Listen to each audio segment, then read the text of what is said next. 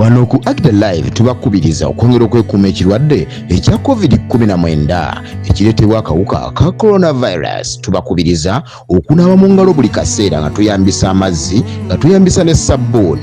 Ekyokubiri, tuvube nnyo nga twambala masks kiyita akakookolo oba embikka mimwa buli we tuba nga tufuluma okuva mu maka gaffe.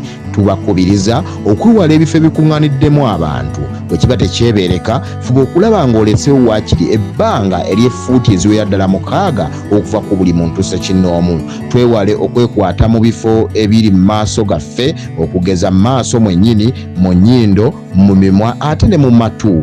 Twekuume ekirwadde kya COVID-19. Bwe kiba tekyebeereka, beera ewaka. Emirimu egisigadde tugikole nga tweyambisa amasimu gaffe. Okugeza ogenda mu bbanka, tuyinza okukyewala nga tukozesa enkola ya mobile banking n'enkola endala ezifaanana ng'ezo. Twekuume ffenna tusigale nga tuli balamu, tubaagaliza obulamu obulungi, tubazzaamu essuubi. Tuwano ku AGDALIVE tugamba nti embeera eriwo ejja kuggwaawo, tujja kuddamu tweyagale. Ekirwadde kya COVID-19 tujja kukivuunuka. Mwebale nnyo, mwebale ddala. Temuva ku AGDALIVE, eddoboozi ly'eggomba.